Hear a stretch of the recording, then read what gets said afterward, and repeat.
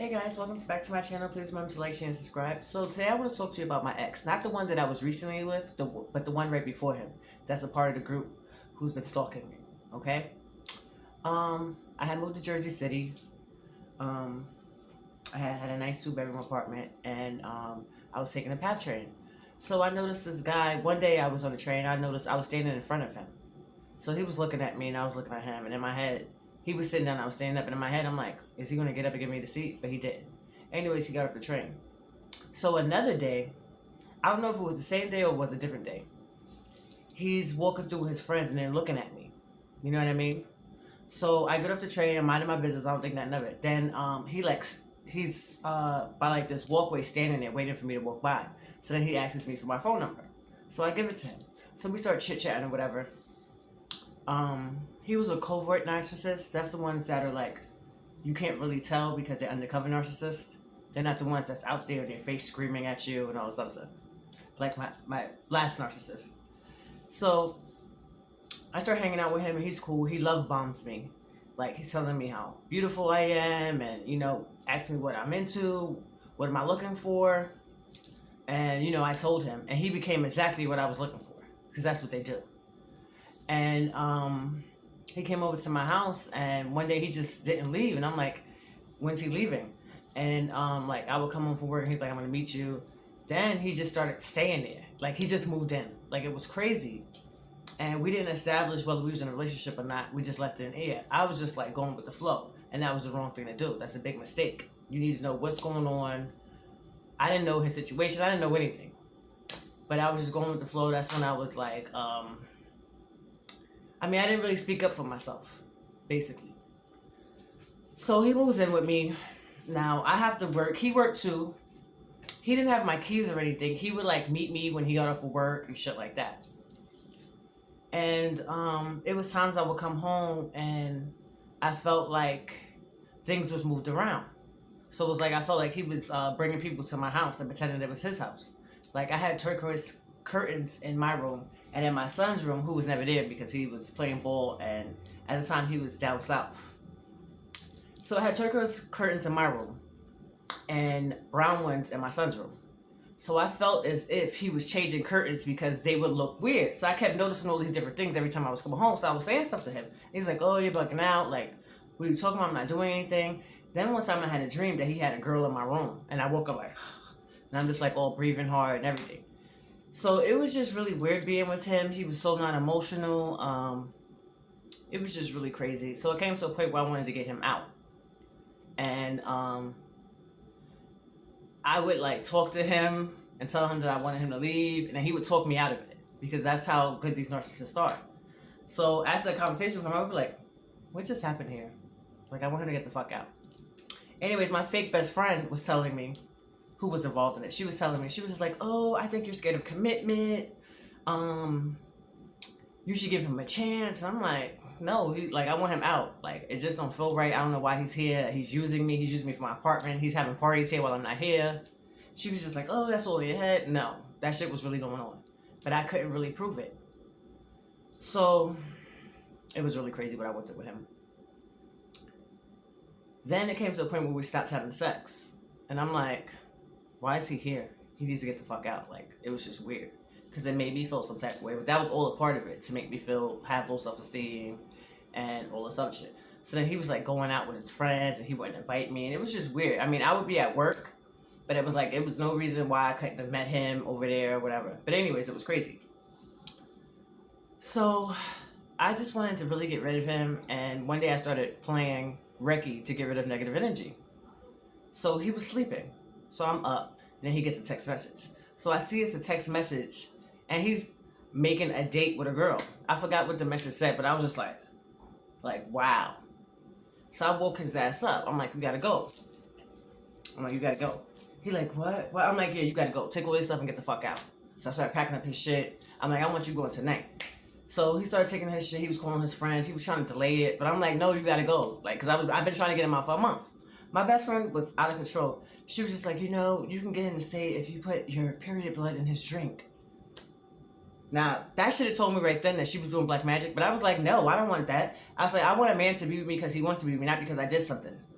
to him to make him stay with me, because that's crazy. You know what I'm saying? This just shows you how these people think. And I didn't like him as a person. Like, he got on my nerve. He was boring. Like, I'm a go-getter. Not even a go-getter. What can I say? I'm adventurous. I like excitement. I like to have fun. I like to dance. I like to laugh and shit like that. And he was just boring, like. Anyways, he got on my nerve. So I'm just like, thinking of my best friend, like, why would she say that to me? And in my head, I'm like, oh, that's what you did to your man? But anyways, yeah. It was crazy. That shit was crazy.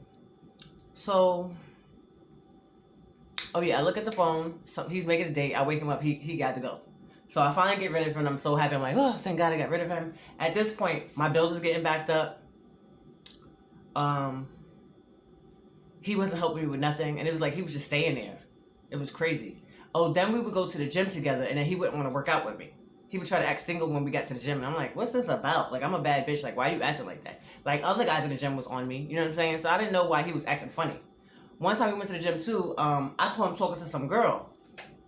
So I was just like, I walked up on it. So she ran off. That shit was crazy. And I'm like, well, what's going on here? He was like, no, she was asking me. Da, da, da. I was like, oh, so now you work here? You an instructor? I'm like, oh, because when I asked you to help me, like, you got a problem with this. So it got a little crazy or whatever. But yeah. Anyways, I was happy to get rid of his ass. So now he's gone. Then all of a sudden, somebody's in my inbox on Instagram, and I'm telling him the situation or whatever. And I'm telling him, like, I'm back to my bills. Now, at this time, I was working as a server at Fridays. I was making pretty good money, but I was backed up in rent. So this dude tells me he's going to hook me up with a job. So I filled out the application. I actually got the job, right? So it was at a homeless shelter. Come to find out, this was all a part of the gang stalking of me. So I get to the homeless shelter. I'm working with a whole bunch of men. And these men are all like ex-cons. They've been in jail, shit like that. They was hood dudes. So they would all try to holler at me or whatever, but I wasn't trying to give none of them no play. Because I was there to work, and like I was done. After him, I told myself, like, I'm done. I'm just going to focus on work, pay my bills. And I was doing it. I was paying off my back rent and everything. It was crazy. I was paying off my back rent. I was paying off my furniture bill. It was crazy. I was doing the damn thing. So then I get to Fridays one day, and like I'm hustling and busting. I'm leaving this place, and I'm going to Fridays. Like I'm mad tired. And I get to Fridays one day, and then right when I was just about to pay my furniture bill, Fridays fires me. And I'm like, how are you firing me? I'm like, this is my main job. How are you going to fire me? They're like, oh, because your availability. I was like, everybody that works here has different jobs. I was like, why is there a problem with me? It was because I was being gang stalked and I didn't know it. And these females that was working there was in the manager's ear behind my back talking shit about me. So he fired me. So I was like, I cursed his ass out, and I really wanted to punch him in his face. Because I'm like, right now, I was like, I'm this close to paying off everything. So they knew what they was doing just to fuck me over.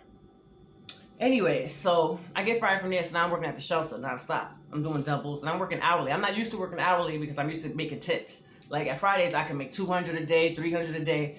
At the shelter, it was just, that's what it is, and that's it. In order to make extra money, I had to do overtime. Overtime was killing me. I had to do overnights. My knees was killing me. Like I was working my ass off, and these people was fucking me over every chance they fucking got. And I actually cared about these kids at the shelter. So I ended up not being able to pay off all of the back rent. Like, I was right there, but I wasn't, and I was about to pay off my furniture bill. So once I got fired, it fucked me over. I even asked my mom, I'm like, Mom, can you help me? Could you take out a loan? She says no. I'm like, wow. So, boom. There goes my credit because I couldn't pay off the shelter, my furniture bill or whatever. And I'm still paying back rent. So I don't give up, because I never do. So I just keep working my ass off, whatever, doing the doubles and shit like that. So my mom, she's asking me like, oh, could you come back and move in with me? Please, I need you. Your sister, she's not helping me. And since I was having back rent and I kept struggling just to catch up, I said yeah. But it was the biggest mistake of my life. I regret moving back in with my mother. So I moved back into New York. I'm done with that other guy. Now here comes this new dude in my inbox, right? This is my ex. And, like, he's hollering at me OD, acting like he's all interested and shit like that. So when I moved back to New York, what a coincidence that he ends up moving back to New York, too, because before he was in Binghamton. So now we're both from New York, and, like, you know, they knew I believed in coincidences or whatever. So they're like, he's like, oh, we should link up. You're back in New York. I'm back in New York. So I was like, okay. So I didn't think that I didn't want a relationship. I was just going to hang out. So I go see him, go hang out, and it's cool. He's a good vibe or whatever. So now every day after work, he wants me to come over and all this other shit. That's how he got me. He love bombed me too. But I didn't know that these two people knew each other and he was just passing me along. Okay? My story's really fucking crazy. The shit is out of control. So now I'm working at the shelter full time, and I'm dating him. So I'm going to see him at nighttime or whatever. I'm going to work mad tired the next day. It was just crazy. So he would get crazy like, oh, I want you here with me, making it seem like he really loved me. But really, they was just stopping me from what I had to do and stopping me from moving forward. Because right before when I was in Jersey City, I was like working on manifesting, learning all these techniques, and I was about to start my dropshipping store and all this other shit. And my best friend knew that. So everything that I was trying to do, she kept stopping me because I thought she was my friend. So I would tell her everything that I was doing, everything I was working on. Like there was times when I was working at Fridays, I had did like 7 days straight, and I made $2,000 on my 7 days straight. I was busting my ass, and I'm telling her I'm writing it down. Every time I was doing good, it's like she did something to send somebody to me to stop me and all this other stuff. So it's like I wasn't mentally strong then, like I am now. Yeah, guys, I just wanted to let y'all know a little bit of my story before I was with the past narcissist that I was with. Like these people kept yo-yoing me. Shit is out of control. So I'm just hoping that my story helps people out there. And when you're dating someone, you have to find out specifics. Don't just go with the flow. You need to know what's going on and all of that. Because people will play with your mind. Like, after finish talking to my ex, like, sometimes my brain would be scrambled. I'm like, what? Like, what the fuck is going on? It was just a lot of confusion because it was like, it didn't make sense to me. And I'm like, what's going on here? Okay, guys, thanks for listening. Please remember to like, share, and subscribe.